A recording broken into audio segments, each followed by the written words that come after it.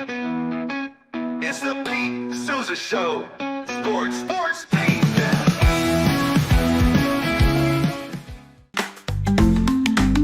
Get ready for epic savings at Best Buy. Right now, you can save up to $700 on select Alienware and Dell gaming products. Perfect for leveling up your gaming experience. Plus, grab the latest Android Google Pixel at an unbeatable price. Don't miss these incredible deals. Shop now at bestbuy.com and upgrade your tech today.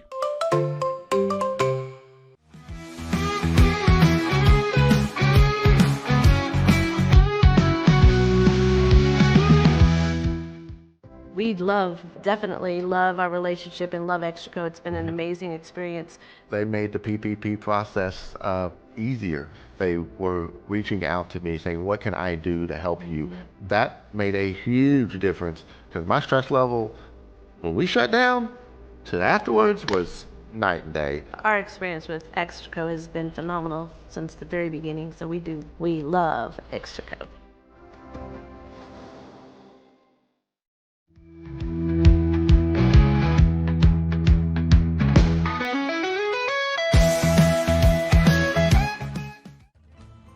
Ready to bring your vision to life? At Small Rig, every idea, design, and product is inspired by you, the creator.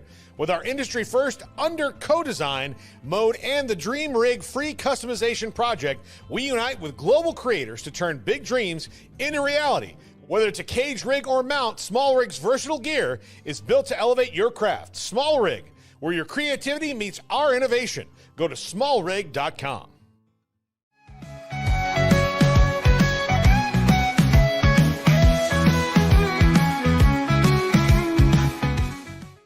At Rolls Rolla, we don't just sell wallpaper, we create cohesive, cozy spaces. Our deep understanding of design means every pattern, color, and texture is carefully chosen to complement your home. Plus, we use advanced technology and water-based inks for vibrant, eco-friendly prints, ensuring a healthier environment. Visit rollsrolla.com to transform your space today. That's ROLLSROLLA.com today.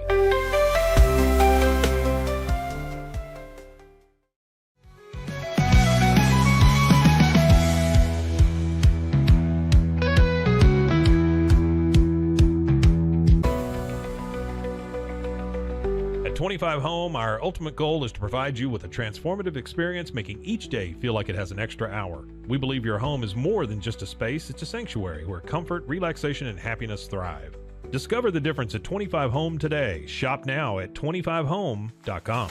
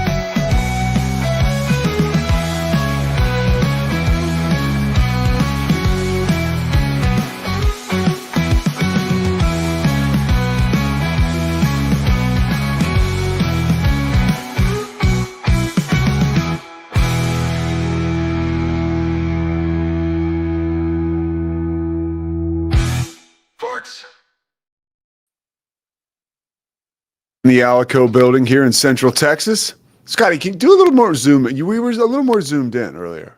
Well, I thought you liked it. I like it zoomed out, but let's just go in a little bit more. Guys, it's a fine. By the way, we got big news. We're talking to Darby Brown in a little bit. All right, that's good. We're talking to Darby Brown a little bit. Thanks, buddy.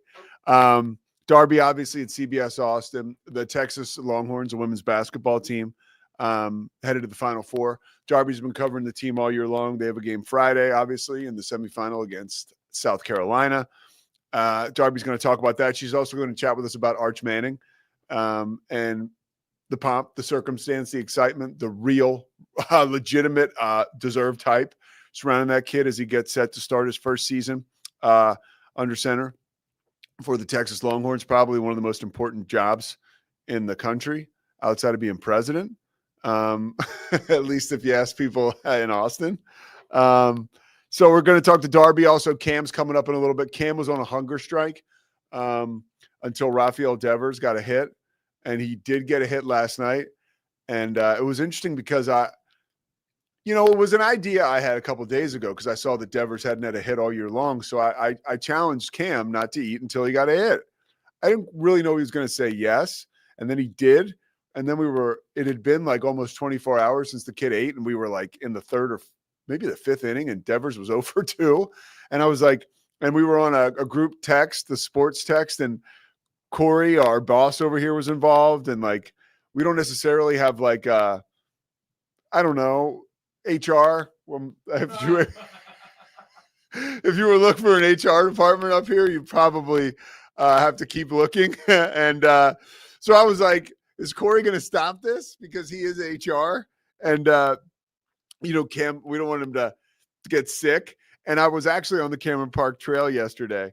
The Red Sox game had already started, and I ran into a good friend of Cam's and mine, better friend of Cam's, a friend of mine, Abby Stokes, who works for Baylor Vision at Baylor. She's like basically what these schools are doing now, and it's so cool.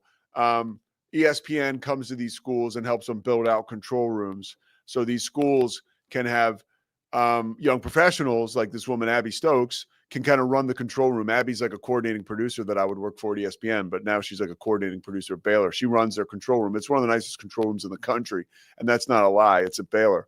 So Abby and Cam are buddies through that Baylor connection, and I bumped into Abby on the trail, and she was like, "Pete, what's up?" And we were talking, and I was like, I was just texting with Cam, and she goes, "He's not like eating or something?" I was like, "Yeah." I said he's not allowed to eat till Rafael Devers gets a hit. And then moments later, I saw that Devers got a hit. But so Cam's hunger strike's over. He's going to talk to us a little bit about that. Top of mind, I want to talk about Kevin Willard. Some statements that he made as a Villanova fan. Obviously, Kevin Willard leaving Maryland, taking the job at Villanova. The way he left, I mean, you could pull 100 people in a room and 99 and a half of them would say that the way he left Maryland kind of sucked. And actually, we'll start with that because there's a trade in the NFL that we'll get to that involves the Cowboys and the Patriots. We're going to talk to Cam about that. But let's talk about Kevin Willard first and my frustration with him in this situation. As a Villanova fan, I'm ready to hold my nose with this hire and just hope that he does well and Villanova wins. And I do think that we'll get past all this negativity, right? But it's going to take a minute. And accountability is always something that comes into play. And this dude is showing no accountability. It's been he's been drugged through the mud now publicly after leaving Maryland and using the team's Sweet 16 run as a platform to complain about the resources that were being spent on Maryland's basketball team. And also as a platform to get another job, right, with Villanova. And success for him, okay. It's a dirty business. It's a slimy business. He has every right to take another job. The way he did it was kind of crappy. Scott Van Pelt, we talked about it yesterday, went scorched earth because Van Pelt is involved. Van Pelt's a millionaire, and he's involved with some of these collectives or folks that get the NIL deals together and try to pump resources into the basketball program at Maryland. So guys like Kevin Willard will stay and have the ability and resources to win a championship. So Kevin Willard was not honest with them about his intentions, was probably going to go to Villanova the whole time. And it was crappy. And when he was asked about it, he didn't own any of it. He said, I could have been a little abrasive last week during the Final Four. He basically was just, let me find you the quote because I think it's complete garbito. I think some of my comments during the NCAA tournament probably could have been a little less abrasive, Willard said Wednesday. Unfortunately, sometimes when my passion for my program, my passion for my players comes out, I get a little excited. The only thing I'm going to say is normal fans just don't understand what went on. Okay, that's backhanded. Scott Van Pelt's not a normal fan. Len Elmore is not a normal fan. Jay Billis is not a normal fan. He's an analyst, by the way. Those two guys I'm talking about are Maryland alums. But Billis is not a fan. And everybody thinks the way you handled it was garbage. So have a little accountability. Like, that's all we want. A little accountability. And don't be backhanded, average fans. Come on, bro. That we know what you're saying. And if that's who you are, that sucks, because all people want is accountability. Like, if he were to have, and this is a grown man who's the leader of young men. It's not like an NBA coach. Like, even when Bobby Petrino quit his job with the Falcons, and I guess he like left a letter in guys' lockers, didn't do it face to face. Like, that sucked, but it was an NFL team. It was kind of like, okay, it was a little easier to wrap your mind around. Those guys are pros. And a lot of the college guys are pros too, but they're still young guys who a lot of times their family is putting faith in this man to help steer them in the right direction. This isn't the kind of guy I want steering my kid. Totally honest. It's not. Like, from what I've seen so far. And, as far as people who were upset about what happened in Maryland, he said, I just think it's time that everybody moved on. Again, like, dude, I don't know. So clearly this guy is like, he's kind of prickly. And, coaches are, and we'll move through this. Again, what he did was not criminal. But he certainly doesn't seem like a likable guy. And as somebody who is closely affiliated with Villanova, he's not somebody I want to root for. Like, it doesn't reinvigorate me with excitement about the program, because a big part about a lot of college basketball situations is, whether it's totally misguided or not, we view this as kind of like a family, right? This is our family. Really easy to get behind Baylor and Scott Drew, even when they're struggling, because Scott Drew is just somebody who is so easy to love and root for. It's not always like that. Clearly it's not like that in this case with Kevin Willard. So whatever, that's like a bummer. I think the whole situation stinks. And, he's gotten a couple opportunities here to do a little mea culpa and own it, and he has not done any of that. So, all right, fine, whatever. Have some accountability. Story we're going to talk with Cam about in a little bit, and it's close to home because it's a Cowboys trade. We have Cooper Rush going to Baltimore, signing a contract with the Ravens not too long ago, right? A 2-year deal. And by the way, he's guaranteed $4.2 million in that $2 million deal, $2 million deal, or 2-year deal, excuse me. So the Cowboys need a backup quarterback. They made a deal today with the New England Patriots, just broke about 20 minutes ago. Joe Milton, they have traded for Joe Milton to come to the New England Patriots. And they also got a 7th-round pick. And they sent the Patriots a 5th-round pick. So the Cowboys send the Pats a 2025 5th-round pick, and they get in return a 2025 7th-round pick and Joe Milton.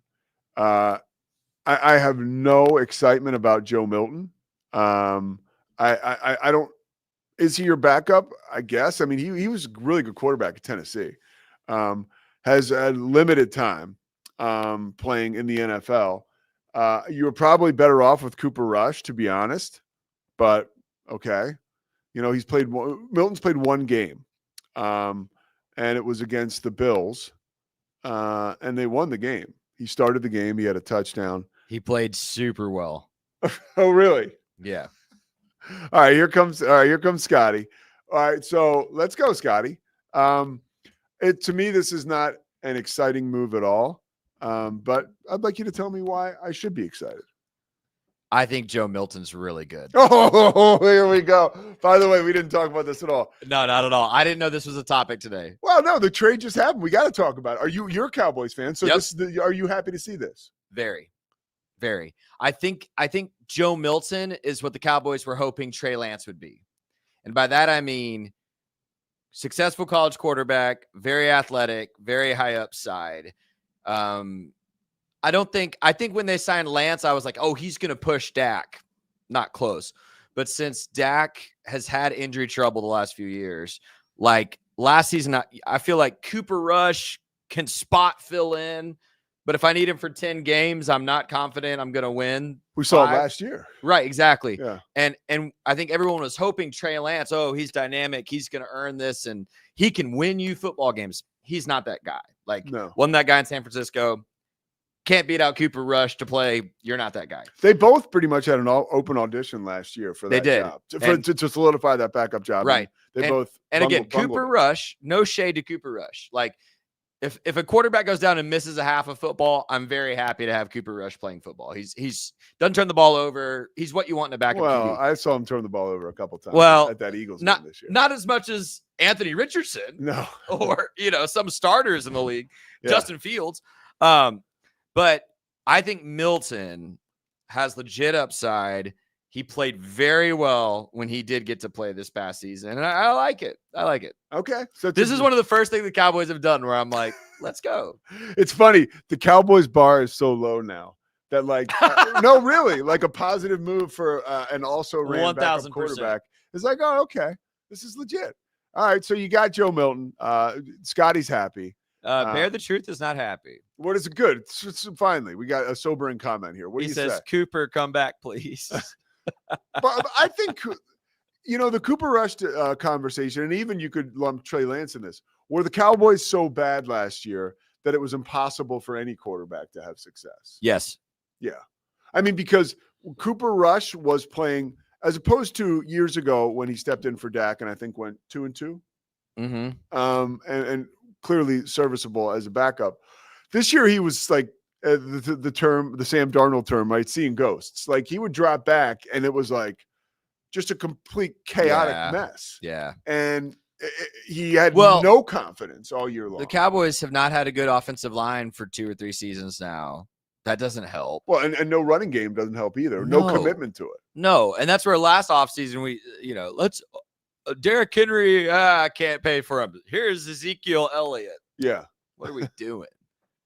Yeah. Stupid. So I think I again, remains to be seen, right? Yeah. Joe Milton probably, if things are going well for the Cowboys, won't have much of an opportunity to prove us right or wrong. So I'll be interested in Cam's take on this. I've, for a couple seasons now, and even going into this draft, I've said I want the Cowboys to get a good backup who could develop into a starter, because that's not what Cooper Rush is, and that's not what Trey Lance is. Well, Trey Lance, I was still hanging on to hope last year. Honestly, that was my one little, like, when Cooper Rush got hurt, after Dak got hurt, and I was like, maybe Trey Lance could like pull it out of his ass here and have no chance. No. So I wanted to see the Cowboys draft someone like, I have a man crush on this dude, but like a Curtis Rourke from Indiana, someone you can get in the 3rd or 4th round. Yeah. But very efficient college quarterback, can make all the throws. Hey, is this someone in 3 years? Because I mean, like or not like Dak, he's on a clock. Yeah. He's in the older half of quarterbacks in the league now. Yeah. He has been hurt. He's down 33 pounds. He looks good. Yeah. Looks really good. Ozempic Dak. It looks really good. But I think Milton fits that profile. Like it would not surprise me if Milton's just a backup. Okay.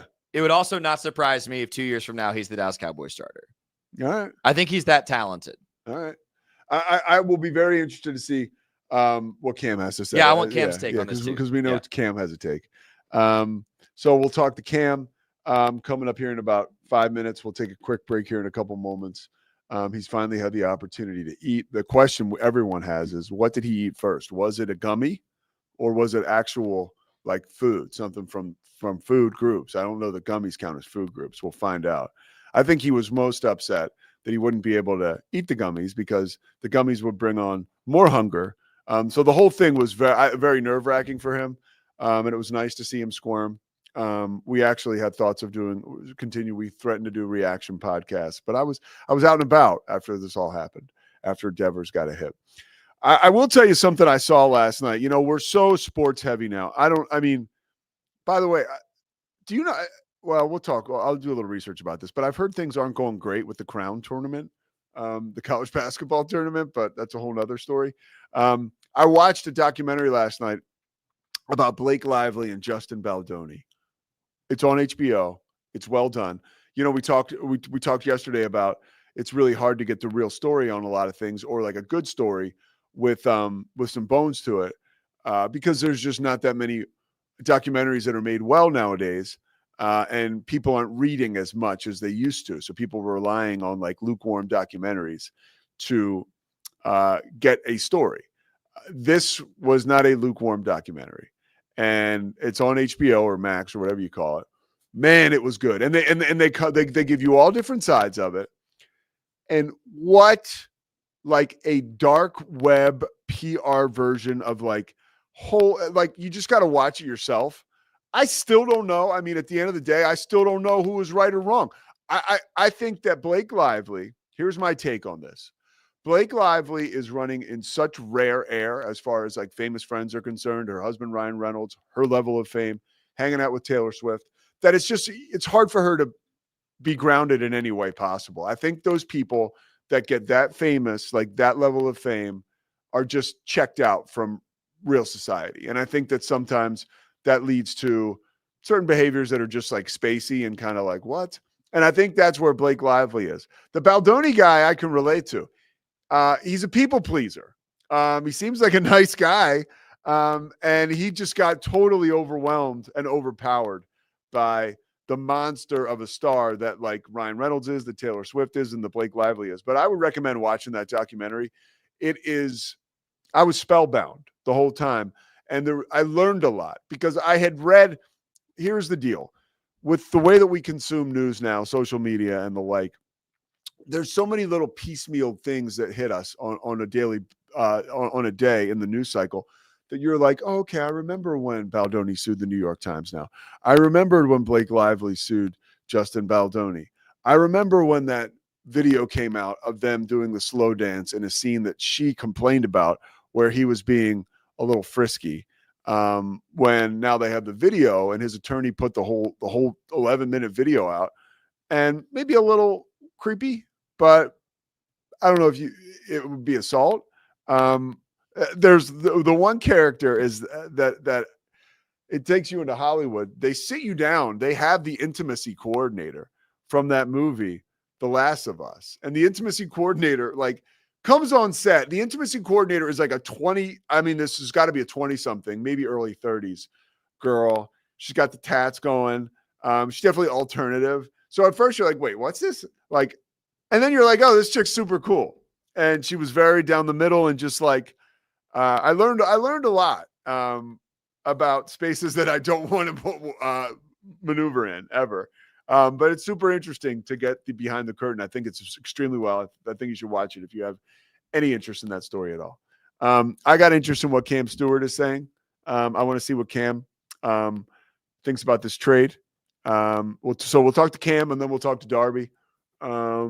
Yeah. Oh, by the way, this is great news. So for all of you who have supported the show, thank you. Again, we continue to bring sponsors on, but our channel, the Pizza channel, is now monetized on YouTube. And that's cool. When you think about the sea of stuff out there on YouTube, 1% of shows are monetized, really, maybe less than that, right? I mean, and we're one of those shows. So we're going to continue to grow. Hopefully make a little do-re-mi on this so Corey doesn't kick us to the curb just yet. Yeah, so monetization, sponsorships, we're doing it. And we're loving it. So we appreciate you guys being on this journey with us. And Cam is going to join us aboard this journey. Coming back after this short break. The Pete Sousa Show presented by Slovakics marches on after this. We'll be right back after these quick words from our sponsors. This is Rogue Media Network. Experience the perfect blend of exquisite craftsmanship and life-changing technology with Gevi. Every product is built with precision, featuring specialized parts that ensure durability, efficiency, and safety. We put every machine through 6,000 rigorous tests to guarantee long-lasting performance. With cutting-edge technology and a commitment to energy efficiency, Gevi makes your life easier, greener, and more convenient. Upgrade your everyday with Gevi. Visit us at gevi.com to discover more. That's gevi.com. Cleanse your body of accumulated toxins and embark on your wellness journey at your own pace. At Global Healing, we provide premium supplements to help your body heal naturally. Combine that with OrganicHemp.com's top quality CBD for ultimate balance. Start your healing journey today at GlobalHealing.com and OrganicHemp.com.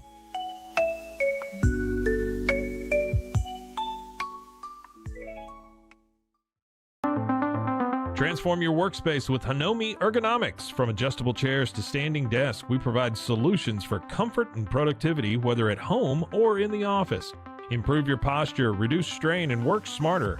Visit us at hanomi.co today. That's HINOMI.co today.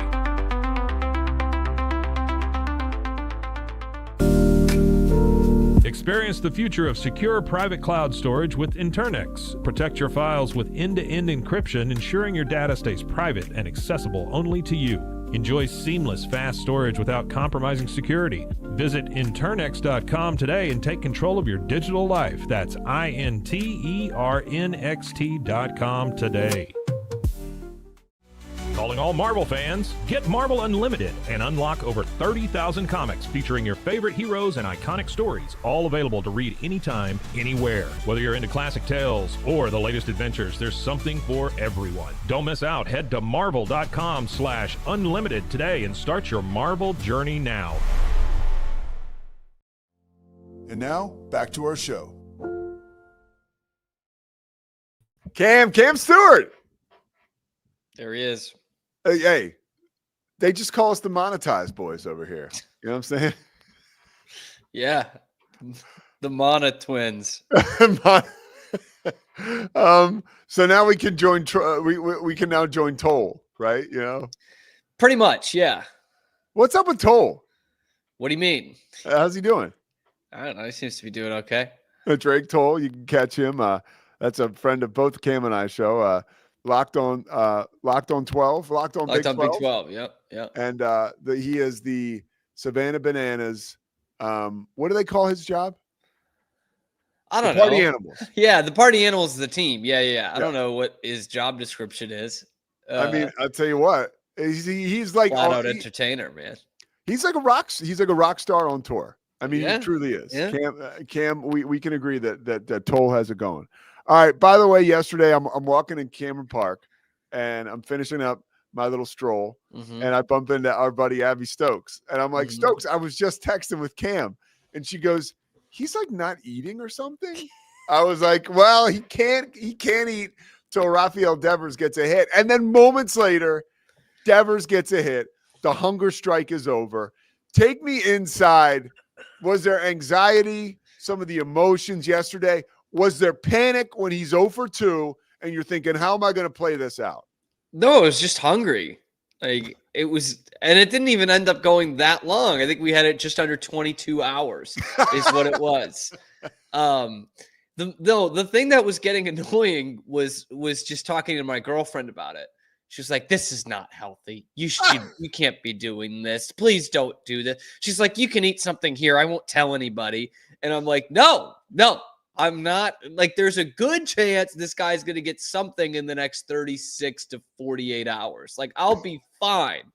And he got it in at bat number 3. Shout out to Rob Manfred. That game moves a lot quicker now than it did a couple years ago. So his third at bat was like an hour into the game. So we did all right with this thing. And really, I think I had an impact on Rafi Devers finally getting off the schneid. And he smoked that thing. Well, RBI double. I woke up this team.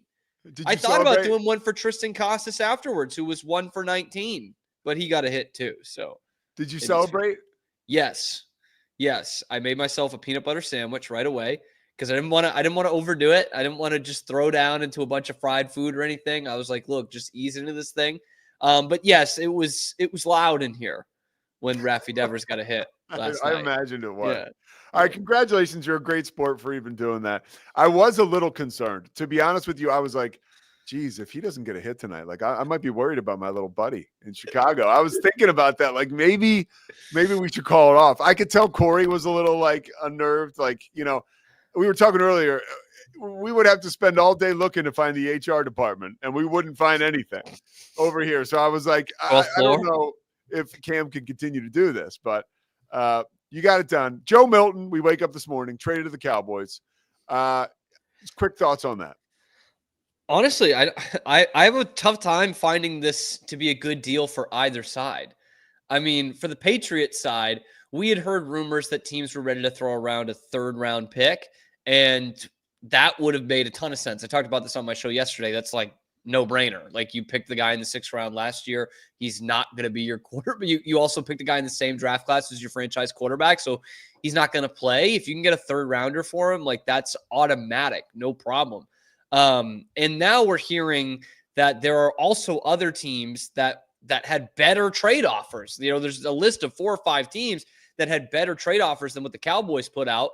And the Patriots trading Milton along with a 7th for only a 5th round pick, it doesn't make a lot of sense. In fact, Milton was drafted 183 overall. Like a 5th round pick could be 180, 181. You know what I mean? It could be pretty close there. So you're not getting a ton of value from the Patriots side. And from the Cowboys side, it's not that, you know, this isn't a good trade for them in terms of what they gave up, but you let, you know, Cooper Rush is gone and Joe Milton comes in to potentially be your backup quarterback. Like those are not the same guys. Like Cooper Rush is not a starting quarterback in this league, but he was always ready to go into the game. And you didn't lose a ton when you put Cooper Rush into the game. With Joe Milton, you're talking about still a pretty raw prospect. And his claim to fame in New England is winning the game that is now going to cost them Abdul Carter and or Trevor. Yeah. That Buffalo game. It's that he's not going to be well remembered there, but he was 22 of 29, threw for over 200 yards in that game. He's got a ton of great physical attributes, but so does Trey Lance. So, you know, you've let a guy walk that is not ready or is ready to go into the game whenever called upon. And you got a guy in Joe Milton who's very raw and has only taken snaps in 1 regular season game. And we got a guy in Scotty Swingler who's like frothing at the mouth over here. Listen to this. Joe Milton and Trey Lance are not remotely the same. Well, neither Trey of them play. Lance was a number 3 overall pick who couldn't get on the field. Joe Milton got on the field once and played very well. Cam, go ahead. Joe Milton's also a guy that can't get on the field. They both have a ton of athletic upside. Trey Lance had all those kind of question marks coming into the draft because he was like, but he's so athletic. He's such a freak. We got to draft him at number 3 overall. So, yeah, I get the prospects are not the same.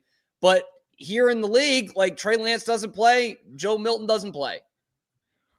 Joe Milton's younger. I'll give you that, Scotty. I'm just saying from in terms of like comparing him to Cooper Rush rather than Trey Lance, like it's a big difference. Go you ahead, got Scotty. two raw as hell guys. No, I'm considering this, Pete. I don't just fire back hot takes. I am taking in what Cam is saying and considering the point. I understand where Cam is coming from.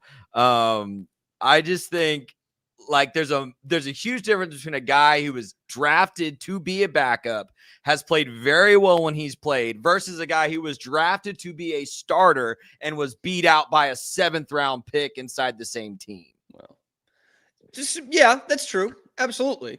I'm seeing it from a Cowboy standpoint of like that was essentially a preseason game though that he played against Buffalo. Buffalo had their 2s out there. The Patriots had their 2s out there. There was nothing to play for except pissing away the first overall. Well, but I was telling Pete, the Cowboys were going to have to draft a quarterback, in my opinion, in this draft regardless. They should. It's a weak quarterback draft. And, you know, you didn't give up much for Milton. So would you rather have Milton or Curtis Rourke? Like, I think Milton's at least seen time in the league. And well, from that standpoint, it is a better move because like a guy in Jackson Dart who 10 years ago would have been taken in the 4th or 5th round is going to be taken at the end of the 1st round this year. Yeah. So in that sense, it's a good move or a better move. I'm looking at it from the Cooper Rush. Like if I'm a Cowboys fan, I'd just rather have Cooper Rush as a guy who's played in the league and can give you something. You know, Joe Milton is still very raw. Like we're talking about if Dak Prescott goes down in week 1, which can happen, and Joe Milton's your guy,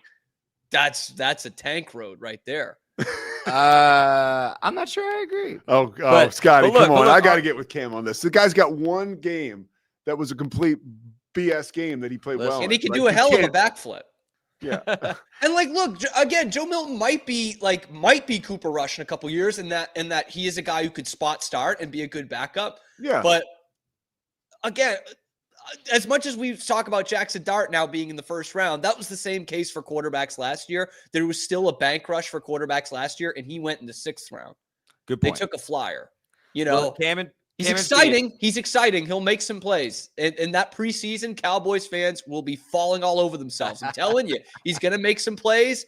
And it's just a different game if he has to go in a regular season game. All right, go ahead, Scotty. I was just gonna say, our boy Bear the Truth agrees with y'all. So Thank you, I will Cam. be on the You're Joe welcome, Milton Bear the Island. Truth.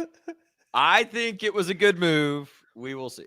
And Cam, watch, he's going to do something in preseason that's going to light it up. And there's going to be like dozens of people in your comment section on Scotty's side. I'm telling you. I'm telling you it's going to happen.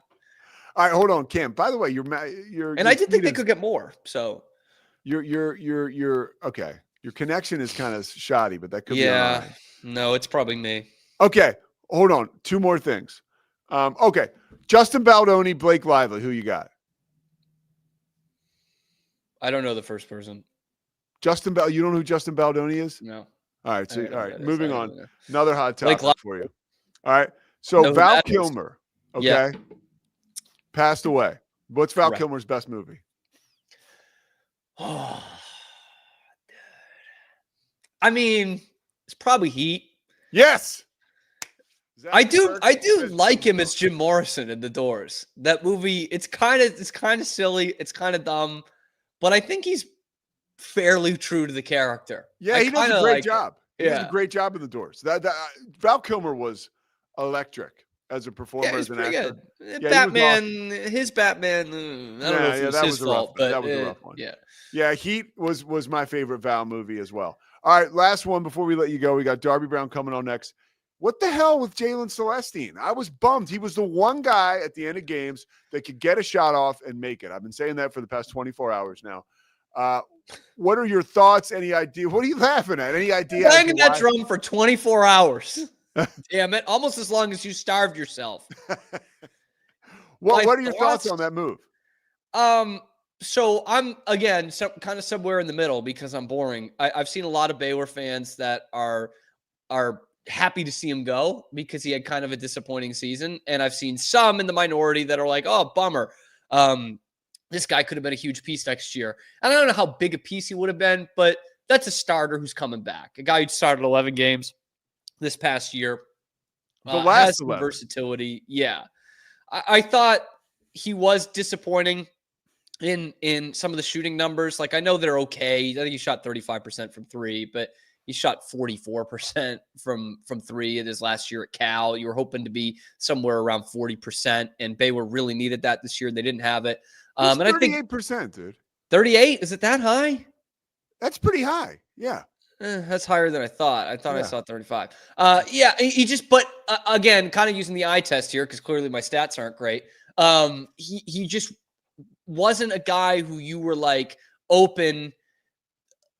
That's, what does the other team do? And this guy's going to bang open threes all game, and he can give us 5 or 6 in a night that we really need it.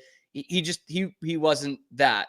And I think the biggest downside from a Baylor standpoint is you now have 3 guys who played on the team this year that are coming back next year. 3. Yeah. And one of them might not come back, like Josh Ojamwana, who knows with that injury. And Rob Wright, we still don't know if he comes back. I think that's still a question. And so you're talking about a guy who started and had a lot of experience also not coming back. So right now, your returners are Josh Ojamwana off at ACL, Rob Wright, who, if he does come back, will be an all Big 12 player, I think, and Marino Dubravcic. So you don't have a lot. And I know that Scott's going to hit this transfer portal hard, but I think he would tell you, and any coach would tell you, any guys you can bring back that knows the system and knows how you want to play is a big advantage. So it's, I don't know, from a statistical standpoint, it doesn't feel like a huge loss, but from what you're bringing back, you could really use a guy like him. All right. Bon appetit, Cam. I really appreciate it. Seriously. Overcorrected last night.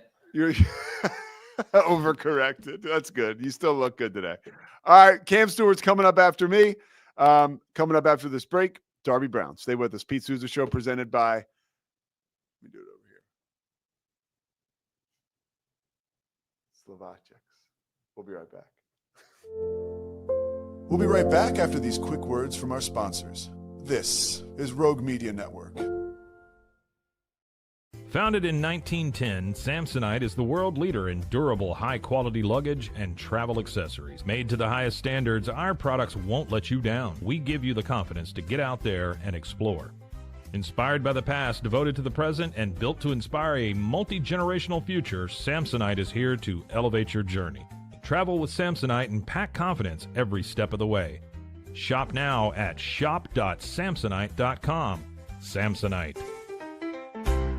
Dive into adventure with scuba.com, your ultimate destination for top-tier scuba and snorkeling gear. With over 20 years of experience, our expert staff, who've dived everywhere from the Galapagos to the Maldives, provides personalized advice to help you find the perfect gear for any underwater journey. Shop leading brands like GoPro, Aqualung, and Scuba Pro. Whether you're a beginner or a pro, trust scuba.com for the best in diving equipment and expert guidance. Explore now at scuba.com. That's SCUBA.com. Scuba.com. At Terrapin Ridge Farms, they believe in the joy of effortless entertaining. Inspired by CEO Mary O'Donnell's mom and her legendary holiday parties, they've crafted a line of gourmet foods that turn any meal into a celebration. From savory jams to mustards, aiolis, and more, their products are made with love, bringing unforgettable flavors to your table. Whether it's a casual get-together or a special occasion, they make it easy to impress. Terrapin Ridge Farms, where great food and great memories come together. Visit them at terrapinridge.com. Terrapin Ridge.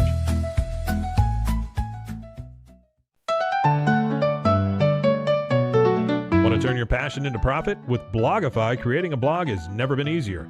Build, customize, and grow your site with powerful tools designed for beginners and pros alike. Start sharing your story today and watch your audience grow with Blogify. Visit blogify.ai today for a free 3-day trial. That's Blogify, Blogify.ai today.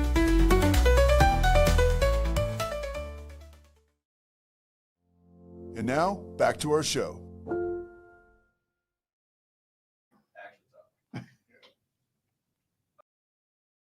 You want to congratulate me? On. We got my channel got monetized. How about that? You were a big part of that. Congrats. Yeah, you were probably one of my first guests here. Definitely one of the first regular guests. So, thank you very much, Darby. I thought you were going to talk about getting engaged because well, you know, we've talked about that enough. Anyways, but congrats on all of it. I got a talk yesterday or 2 days ago from Christy. Like, you're not exactly doing all the stuff you did when you courted me. Like, you used to send me food unannounced. So I sent her some tropical smoothie this morning. Nice. That's a good touch. Yeah, get back on the train, you know? Yeah. All right, let's start with Final Four talk. Texas Longhorns, of course, this is Darby Brown, CBS Austin, sports reporting superstar. She also has big-time roots here in Waco, so I am going to chat with you a little bit about the Baylor basketball team. But Rory Harmon, Texas in the Final Four. A lot of people, Darby, you've had like the ground zero approach to this Texas team this year, but I think a lot of people around the country don't know how special that story is as we head into this weekend of the Final Four where Texas is going to take on South Carolina. Why should people care about Rory Harmon and her story? Yeah, Rory's story is pretty incredible. I mean, I remember when I was covering Baylor and she was about to play Baylor and she had torn her ACL, and that was last season. And so she rehabs throughout the whole, rest of the season and then the off season, and has come back from this torn ACL for her. It could be her final year. Technically with, all the eligibility, she could have another year, but, she has not really indicated what she's doing yet, but potentially her last year at Texas, she's been able to play, be healthy all the way through. And she's awesome. Like, it's been really cool getting to know her and getting to see her on this journey this season, because she's an amazing leader of this team. And I think she learned a lot when she was injured about, how to lead in that way and almost being a coach. And now she's been able to play, and she just has so much gratitude for being healthy. And you really could not tell, other than she does wear a brace because, she just kind of is being cautious, but you can't tell. I mean, she's been awesome this year. So it's been really, really a cool story. And this whole run that they've been on, this is Rory's team, really. So that it's been cool to see.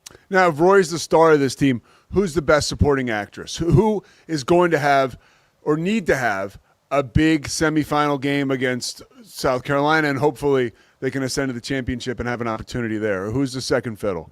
Yeah, well, it's Madison Booker. Madison Booker was the SEC Player of the Year, so she, production-wise, is going to look like the best player on the team, and she has an incredible jump shot that people like to compare it to Kevin Durant around here, which is kind of cool, honestly. But she's really a incredible scorer. She's also super level-headed and humble. She's only a sophomore, so she's really a young player that's done a lot. But again, it's Rory's team leading the way, but Madison Booker's for sure the girl that they look to really produce on this team, and she's really doesn't disappoint. Even if she kind of starts off a little quiet, suddenly you look at the stat sheet and she has 20 points. So she's just kind of that girl on the team. Yeah, she's certainly not second fiddle, as I said, but she's definitely she's probably the headliner. When you talk about Vic Schaefer, a guy who's just got an amazing reputation around college basketball,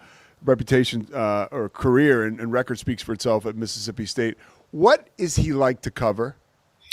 Yeah, he's interesting. Like, he's super awesome and very much loves this team, but he has never had content, I would say, ever, which you can tell is just going to be a sign of the standard that he holds his team to, and really what he wants to happen this year, which they want to win a national championship. And now, look, they're heading to the Final Four. They have a chance to do that. So, they would have, even the first round of the tournament, they beat a team by 60 points or 40 points, whatever, but they should have won by 60. And he was upset about, how they played on defense. And they put up 100 points for only maybe the second time in NCAA tournament history. And he had things to grumble about. So he is definitely that type of coach that he is, he expects a lot. And I think he loves them a ton, but he also really holds them to a high standard. And so that is Vic Schaefer in a nutshell. He's always got something to nitpick on, and it's comical sometimes. Like, again, the 40-point win, we were kind of like, okay, coach, come on. But,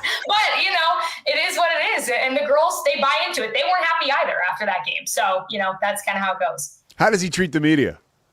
He's super friendly. He very much is, he cares about us covering the team. He appreciates the coverage. You can tell he's been a guy that has been a pioneer for, women's basketball. He cares about the game on a big level. And so he cares about getting his team out there coverage wise. And, it's never, I don't think he expects it. I think now in the last couple of years, they've, become a program that people are going to talk about, more than others. But I think it roots back to, kind of similarities to when I covered Kim. Like, he cares about, you covering the team, and it's important, and he's thankful for it. So. And you're accountable.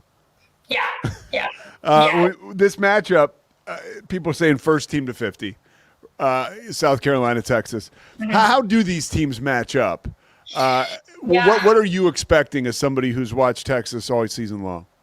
I think it's going to be a good game. It is interesting because, obviously they split in the regular season, and South Carolina won in South Carolina, Texas won in Austin. And I covered that game, and it was, a hard fought game till the very end. And I think that was a huge win for Texas as far as the program and just getting started in the SEC and beating a team that hadn't lost in SEC play in forever. So I expect it to be the same, although I'll say, I think the SEC championship, the tournament championship game, Texas really had a tough, especially I think it was the second quarter, really tough second quarter, and kind of got, they just kind of got run out. And so I feel like that is been a bad taste in their mouth, that they're going to do everything they can to combat that. And I do think it'll probably be, like you said, not super high scoring, but definitely, a tough game. And so I really think it could go either way. Obviously, South Carolina has the benefit of they've been there before, and Texas really hasn't been to the Final Four since 2003. So none of these girls have been there. But, that can go either way too, the energy-wise on that. So, yeah, I'm excited to watch it from a matchup standpoint. I think it's tough to play a team that many times. And so, round 4, we'll see what happens. Any predictions, Darby? I think I never like to say score, like you said. My gut thinks that Texas can make it happen. Okay. I really do think that they can. Because, again, I think it's hard to beat a team 3 times. Granted, South Carolina is maybe that team, but I think it's hard to do that. And I think you kind of saw that happen in the Austin series. And so, That's my gut, but we'll see. I speak your name whenever I ask people about predictions because you have laid the groundwork that you don't give predictions, and you definitely don't do scores. I like that about you, Darby. You don't succumb to any pressure. I mean, I've seen you on live television shoot down the predictions. Yeah. I got to talk about the men's team. I was a fan of Rodney Terry just because I had an opportunity to call a bunch of his games and cover him. And he's just a great dude, and I thought he did a great job in like unbelievable circumstances, unbelievably difficult circumstances. But, you know, he gets the job, 2 years, obviously lukewarm. You turn the page. Again, bummed to see him go, but if I was a Texas fan, I would be thrilled about Sean Miller. So, dude, it's been, I wrote it down this morning, four Elite Eights he's been to. So the guy's been knocking on the door for 10 years now, 20 years now. The reception seemed amazing when he was hired at the Hall of Fame over there in Austin. What are people saying about Sean Miller in Austin? Give us a vibe check on that whole situation. They're excited. I think everyone was a little fan-wise shocked by how fast it happened, but I think that's sort of how CDC has gone about doing things, which was new for me to see too. You heard Sean Miller's name floating around kind of immediately, and I almost didn't believe it because it was so fast, and I thought, it's kind of one of those things, but it was immediately the guy. And I think people are, they're excited. I mean, they know that he has a certain quality to even just his name and what he's built, over the years, especially at Arizona. It was very interesting that, Texas had just played Xavier in the first four. Xavier beats Texas, and then Texas steals their coach, which was kind of wild. But I do think after hearing more from around here, this was happening, even back when Rodney Terry did get the job. CDC was looking at Sean Miller, and so I think they're in big building for maybe longer than people thought. Not that they were trying to run Rodney Terry out, but when that kind of didn't pan out the way they wanted to, I think that he was kind of in line. So I think there was a little bit of that going on behind the scenes. But yeah, I think people are excited. I think, everyone is anxious to see as most programs are with the transfer portal right now, just trying to see, who are they going to pick up? Because that was kind of the rush, right? To get a coach before the portal opened and get going on the recruiting. So I think, it's kind of to be determined on how excited everyone gets. And I think that could pan out as the roster unfolds. But I think people are excited about this hire. You grew up in Phoenix, obviously, down the road, you're kind of ways away from Tucson, but you got a feel for Sean Miller. What are your impressions of him as a coach growing up in that state? I mean, he was a mainstay. He was at Arizona for like 10, 11 years.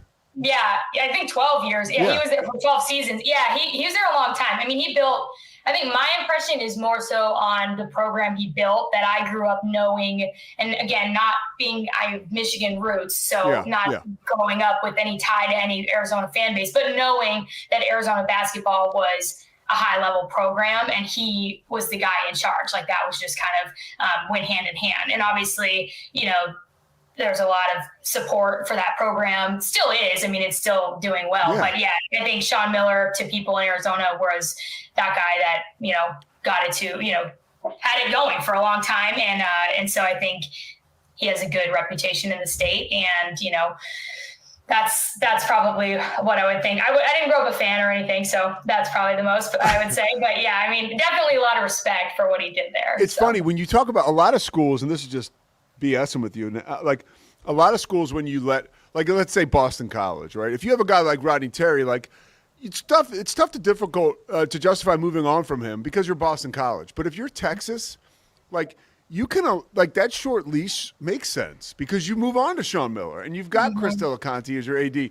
Like you just mentioned it, like that blueprint for success, like to make a move that fast, like that's just shrewd business. Yeah, he always is.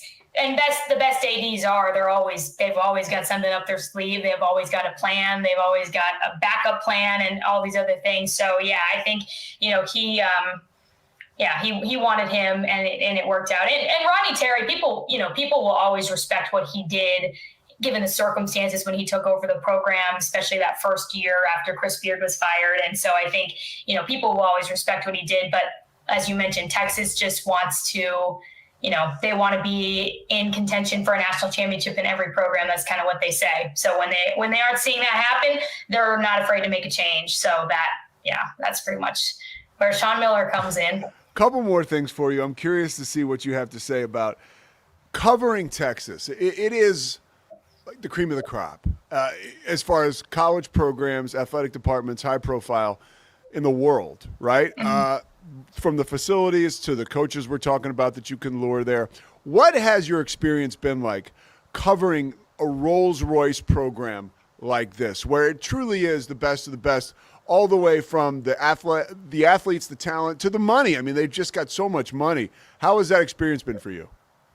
Yeah, they're definitely in a good position in this NIL era. There's no doubt about that. They have it rolling, and they have it rolling in, and they're using it in ways that make sense. And so, yeah, I mean, it's definitely, it's fun to cover. It's fun to cover, teams that are winning or have a chance to be in big events and big moments. And that is, exciting. I think, the football team ends and they, retain Sark, even though there was rumors about him getting NFL interest. That was big. There's the Arch Manning going on, which is, everything I put up a video of him trying to pretend to shoot at a basketball game after, and it gets millions of views. I mean, people are just like obsessed. And so there's that going on. Obviously, the women's basketball is about to go to a Final Four. Men's team is trying to get something rolling. And then you turn to baseball and softball, and those teams are crushing it as well. So and they won a swimming championship. Yeah. So it's there's a lot going on around here, and obviously that's fun as doing what I do. And it is. I think the one thing I'll say is it is a big. It's a big program, and there's just fans, it's bigger than just your alumni base for sure. That's definitely the type of program it is. And so, it's a big, it's a big machine around here, and then they have it going in a good direction. And that does start with CDC. So you do have to give him credit for what he's doing around here for sure. What's the number one thing about the Arch Manning situation that has jumped out for you? I think just, again, I've never seen people be so obsessed with a guy who has not played a lot of college football. There is just such an obsession over, and I'm not a hater of it at all, but it's just fascinating that it is like, the second the season ended, he's doing a sit down with Marty Smith, and he's doing all these things because now he's decided he'll do NIL deals where he didn't do that before he was a starter. And and that's awesome. I mean, there's stuff about him and the Manning family that it's awesome. And so, you get it, but it is a crazy, crazy amount of expectations and just interest in what he's about to do. And so I don't know if I've ever experienced anything like that, to be honest. I don't think I've been around a college athlete with that type of star power. Has he spoken to the media? Has there been an availability, and what's that been like? Yeah, there's been a few throughout, obviously, this season when he did get to play a little bit in for Quinn, and he seems awesome. I mean, he really does. I know that, he was getting he and Quinn both were kind of in a weird situation over the last year, and I think they both handled it well. And, he's super nice and super seems very chill, level-headed. Seems like the guys really like him, and speaks well with the media. And he's a Manning again. I don't know, kind of what it is. So that comes out for sure. I believe that he has a leg up in a sense that I watch these guys, whether it's Steph Curry or Patrick Mahomes, and now an Arch Manning. Like, when you come from those families where you're around the ballpark, you're around the arena, you're around the stadium, it does make it a little less, underneath the white hot lights and those huge stages. And you also know, you've seen your dad stumble and recover. Mm-hmm. I think there's a secret sauce there that's really not so secret, that even though the expectations are super lofty, I think he probably does have the mettle and the fortitude where if he makes a mistake, I think he'll be able to be okay and come back, because if he makes 2 or 3 in a row, the sky's going to be falling. But he has a place to go, I'm sure, in a routine and people in a safe space where he can work through that stuff, where some young guys just don't. I mean, you're a 5-star quarterback in West Texas or somewhere else, and you come to Texas to play, and maybe your dad's an auto mechanic or maybe he's a finance guy, but he can't give you that type of wisdom that Peyton Manning can. Yeah, Or that his father can. He can call a few people, and he'll be getting it whatever advice he needs about. Yeah, they've seen it. That family has seen it all, no doubt. And so I think, even just the fact that his grandpa urged him to not take NIL deals until he was a starter, like, who is getting that advice in there? Like, kids are not getting that advice, and it's stuff that's, I think, like, you're right. It kind of sets him apart in how he's prepared for what's to come. But it is, you talk about how big Texas football is, and there's no bigger role than that quarterback. And it is, he'll be in it come the fall. He'll be in it. But I think, like you said, I think he's ready for it. So, by the way, on your font there, it says Waco Legend at the bottom, because that's exactly who you are. Thank you, Scotty Swingler. I want to ask you about Baylor basketball. I was bummed yesterday when I saw Celestine had transferred. He was the one. I know you watch because your brother Trent, basketball ops with Baylor, so you watch a lot of games. He was the one guy down the stretch that I felt could actually get his own shot and make it. So I was like, man, that's a bummer. Who do you like? Where do you see this team going in the offseason with the portal? Not that you have like inside knowledge, but what are your thoughts, I guess, on this? I probably do, but I probably shouldn't. You can't share. I know. Well, I'm trying to let you off the hook, Darby. All right. No, but like in a general sense, I think we all saw they went after some star power this last year, and I think that you got to reload a ton right now. So they got to get a bunch of role players, and I think that's what they're starting to do. I mean, I will say this: I do not envy that situation right now with the transfers and the all of it just across the board. It's just so crazy how much you have to reload every single year right now. It's just, and it seems like it used to be just if someone soured on the program, they would leave, or if something like that. It wasn't. Now it's like kind of just all the different reasons in the world. So it is kind of crazy. I mean, they definitely have their work cut out for them, but I would say, like, keeping Rob, very positive. That is a huge thing for that team. I mean, he was so fun to watch. And, but I agree. Jalen was fun to watch. He was a good shooter. And, that's a little bit of from a fan perspective, because I am one now, I guess. I agree with you that it's like that was a bummer to see him go. But, again, it's just the way that it is. It is just kind of one of those things. How do you expect them to do coming up next year? Just with all the turnover, I mean, right now I think they got 3 dudes who will be back again next year. Obviously, a lot of time between now and then. So much can happen. But right now, prisoners of the moment, what do you look forward to next year from this team? Yeah, I think they are always going to bring in quality people. And I think, that the fans will always be proud of the players that they bring in. I think you could say that about this year, even though they didn't maybe perform the way that people wanted them to, which, again, if a down year is what this looked like for them, I mean, that's in a good position. I've been saying that also. I've been saying that the past 2 months. Like, if this is your down year, this is pretty damn good. Right. That's how I feel. But, I think that they're going after, they need to get a bunch of guys, and I think that they will be a little deeper maybe than they were this year. They need to be. I mean, they got to prepare for more, injuries and things like that happen, obviously. So I think they'll probably be a little bit deeper. I think they'll be in a good position. I mean, I think there was a lot of turnover, even amongst the staff last year, that I think people kind of forgot about a little bit too, that, they not only were reloading their roster last year, but they were reloading 2 of their top assistant positions. And now they're going to have to get 1 new assistant. I saw that one coach is headed to McNeese. But, I think there was a lot of turnover going up in the staff as well as the players. And so I think this year this will be a little bit, a little smoother maybe. But I don't know. By the way, is Trent staying with the program? I think so, yeah. I mean, I haven't So he's not transferring. All right, let's go, Trent. Yeah, he should be around. But, he's been loving it, and I think I don't know. I believe in them. They'll figure it out. But it is. Again, college athletics right now it's crazy. So it's hard. Let me ask you one more question. I don't want to keep too long. But how hard is it? Like when I'm calling a game, I really am like, okay, let me get some storylines on the players, and let me call the game. Because if I start thinking about other stuff, it's too much. It's too much.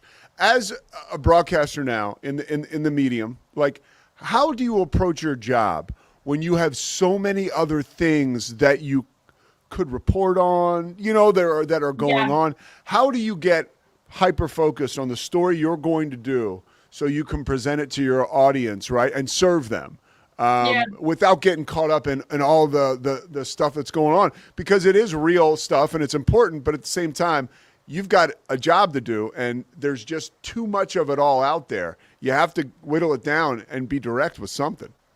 Yeah, you got to focus on one storyline at a time. You got to think about how the audience would like ingest the material you're giving them, So if you're going all over the place, you got to focus it down. And then that's kind of how I always think about it in my head too. Like, okay, this is the game.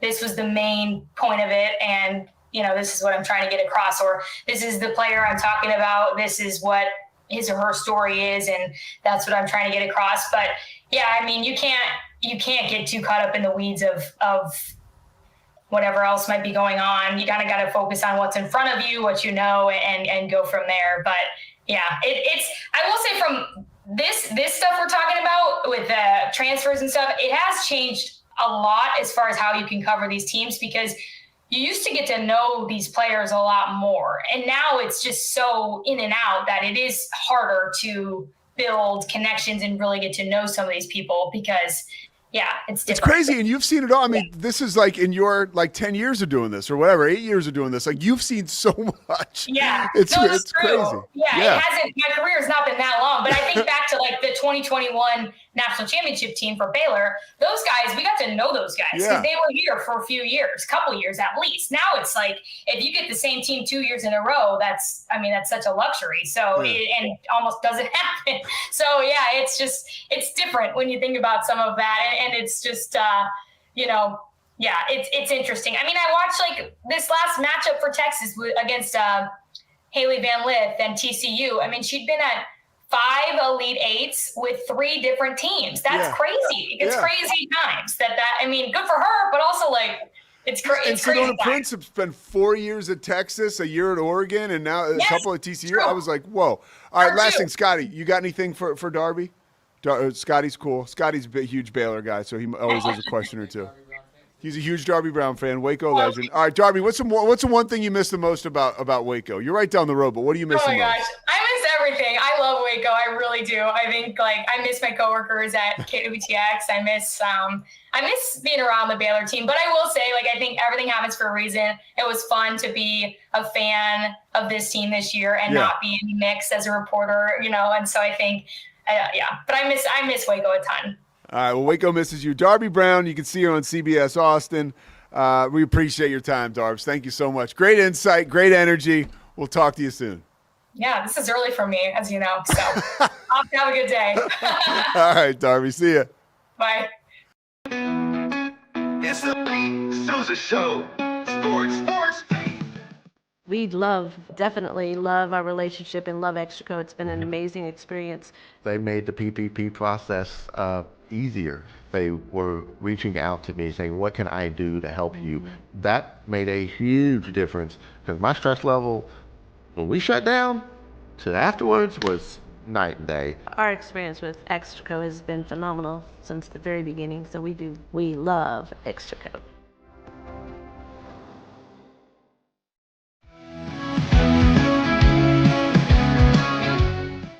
Nobody tells our stories better than our clients. The difference is stark. I was rear-ended at 70 miles an hour. I was injured, had a concussion. The insurance company, they delayed. They were playing games from the initial conversation. They weren't going to help me. The biggest thing I learned through this is that you can't go through this alone. I called Daniel Stark. They were going to help me and everything was going to be all right. Daniel Stark got me 10 times the insurance company offered. The difference is stark.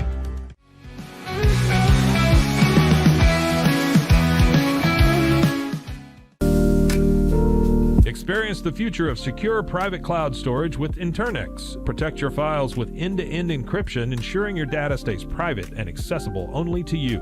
Enjoy seamless, fast storage without compromising security. Visit internext.com today and take control of your digital life. That's INTERNXT.com today.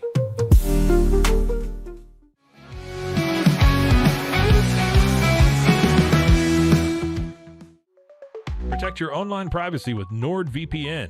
Browse securely, access content from anywhere, and keep your data safe with military-grade encryption. Whether at home or on the go, NordVPN ensures your digital freedom. Stay secure. Download NordVPN today at nordvpn.com. That's NORDVPN.com.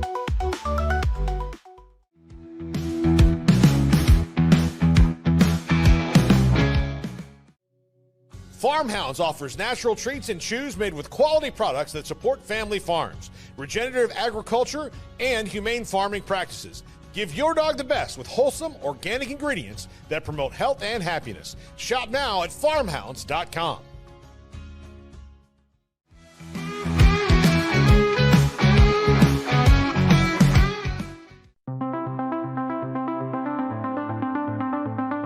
Transform your workspace with Hanomi Ergonomics. From adjustable chairs to standing desks, we provide solutions for comfort and productivity, whether at home or in the office. Improve your posture, reduce strain, and work smarter. Visit us at hanomi.co today. That's HINOMI.co today.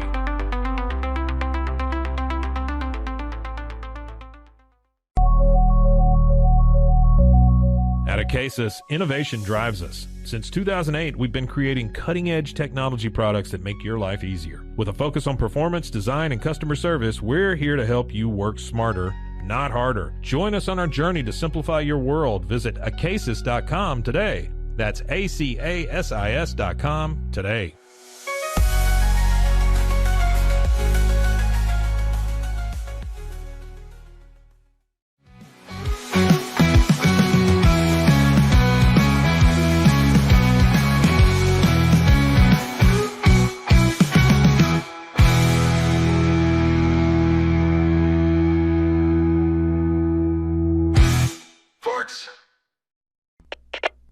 We are Rogue Media Sports.